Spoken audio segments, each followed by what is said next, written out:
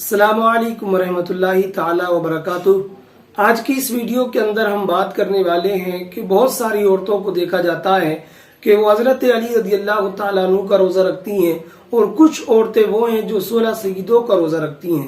تو ہوتا یہ ہے کہ جو عورتیں حضرت علی رضی اللہ تعالیٰ عنہ کا روزہ رکھتی ہیں، تو یہاں پر میں ان لوگوں کو اور ان عورتوں کو بتانا چاہوں گا جو حضرت علی رضی اللہ تعالیٰ عنہ کا روزہ رکھتی ہیں، تو وہ یہ بات ذہن میں رکھیں کہ چاہے روزہ ہو یا اس کے سوا کوئی بھی عبادت ہو، وہ صرف اللہ تعالیٰ کے لیے ہی کی جاتی ہے۔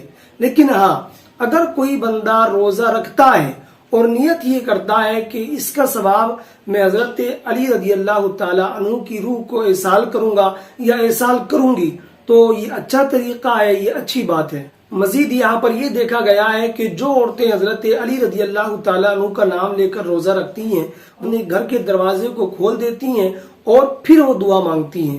حالانکہ یہ سب خرافات ہیں اور واہیات ہیں، ان سب سے مسلمانوں کو بچنا چاہیے۔ اور اسی طرح بہت ساری جگہوں پر یہ دیکھا گیا ہے کہ کچھ عورتیں، بہت سارے مرد وہ 16 سیدوں کا روزہ رکھتے ہیں۔ جب بھی 16 رجب آتی ہے تو وہ 16 سیدوں کا روزہ رکھتے ہیں، اور روزہ رکھنے کے بعد اس دن وہ کچھ کہانیاں پڑھتے ہیں۔ مثلا بہت ساری جگہوں پر 10 بیویوں کی کہانیاں پڑھی جاتی ہیں۔ تو آپ سمپل یہاں پر ایک بات ذہن میں رکھیں کہ یہ جو کہانیاں ہیں یا یہ جو قصائص بیان کیے جاتے ہیں، یہ ساری کی ساری من گھڑت ہے، یہ لوگوں کی گڑی ہوئی باتیں ہیں۔